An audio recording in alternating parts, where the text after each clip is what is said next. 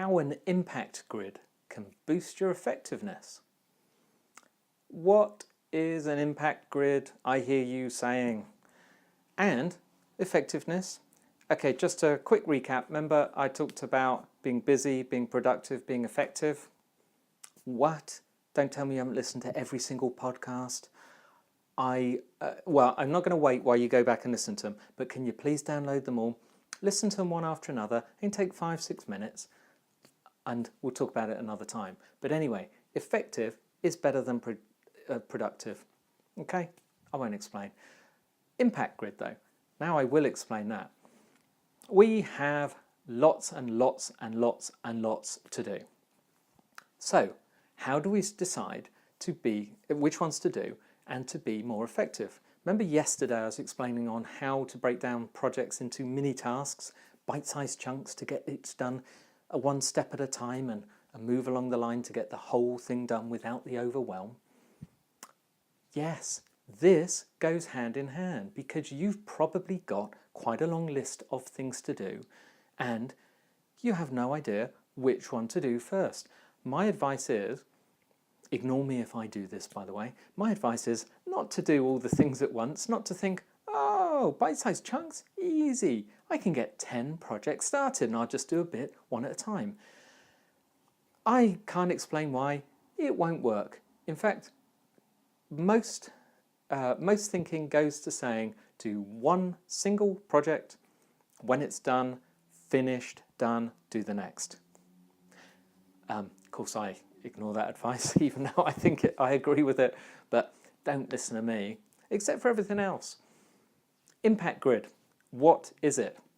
Okay, very simple. There will be examples of this and images and links to, in fact, I actually found a free demo bit of software online that can help you do this without having to use a pencil and a paper. But an impact grid, you have a list, 3 columns.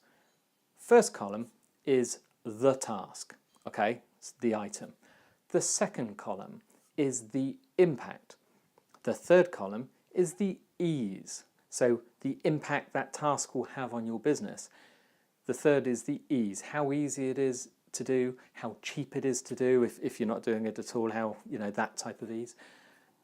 Quite simply, in that column, in the item or task column, you would write down the tasks. Now, hang on a sec. Let me get a bit of paper and give you an example of some things that are on. Gosh, really? Did I have all that to do? Ugh. Anyway, so for instance, one of our jobs to do was to create a free course.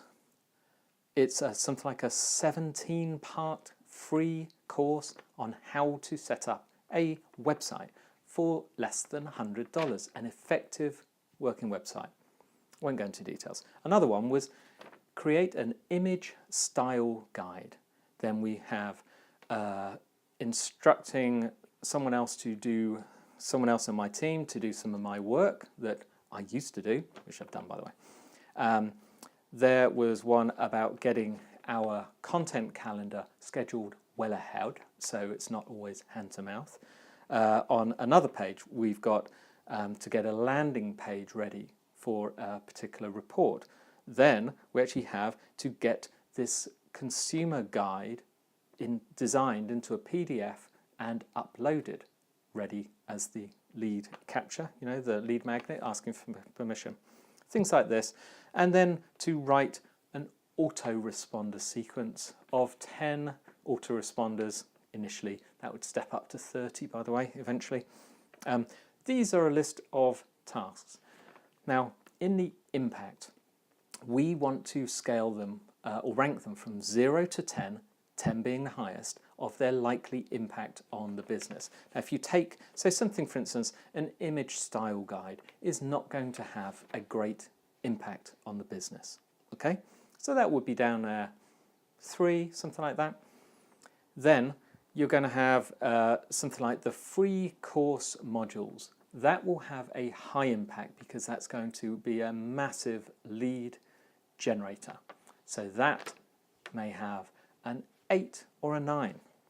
Another one is, which is for the landing page. That also would have a high impact. And funny enough, the guide that you get from that landing page would have an equal impact. They would both be the same, but they would be high. So you get my kind of the gist. Having someone on my team take over some of my tasks, possibly not so urgent because I'm managing at the moment. Then we move over to the ease. The free course modules. That's not easy. That's going to take a month of solid work. So that might, in ease, that might be 4. Again, doesn't really matter. Something like the guide PDF. Now that guide, the actual content has been written. So that is just a case of outsourcing it to our designer who will put it together and then upload it. That is very easy. It doesn't cost as much. So we're going to put that down as something like an 8. Creating the landing page. Again, outsource to our WordPress specialist, because this is going to end up on a WordPress site, and so we code that. Well, actually, this particular one is going to be coded. We use lead pages, which would be a piece of cake, but just for this example, I'm going to code it in that. Now that costs slightly more than having the other guide, so it's going to, the ease is slightly below, maybe a 7, but it is a simple case of saying, please do that, okay? And then something like an image style guide. Very simple. That will be, we have all the information, so that will be a 9. Now, next thing is you're going to draw a grid. For those of you that are listening on the audio version, I'm not going to, well, pretend I'm not drawing in the sky for those of you watching the video on the website at marketingforowners.com/podcast. Pick any number. A video, these are all in video format and they're all on the site and on YouTube. But anyway, you're going to draw a vertical axis line, remember charts at school, and you're going to write impact on that line, and you're going to put 0 to 10 up a scale. Then on the horizontal axis, you're going to write ease, and you're going to write 0 to 10, from 0 being the bit where those two cross at the start, where they meet. Okay. Once you're going to add in those tasks, give each one a number, or A, B, C, something like that, and you're going to match where they come up with 7 on one axis, 9 on the other, 4 on one, 8 on the other, etc. And you're going to put little dots. The next thing is at the 5, so go across on the horizontal line, and where it says 5, draw a vertical line straight up from the 5, and then go to the vertical impact line, go up to number 5 and draw a horizontal line. So you have you've split your grid into 4 segments. Honestly, once you see the pictures, this really does make sense. And this is a piece of cake. Now, look at those tasks that you've written there. How many of them are in the top section from 5 to 10 and 5 to 10, the top quarter furthest away from the bit where the lines join, okay? Those are collectively the easiest ones to get done and have the most impact. Those are the tasks you need to be doing now. In fact, some of those other tasks you might not get around to ever, because you might look at them and say, they don't actually have much impact. Are they really necessary? This is genius. I didn't invent it. It works. Sorry for the long explanation. It just works. It will amazingly change your effectiveness and get stuff done. End of lecture. Today, friendly follow. Get on Twitter.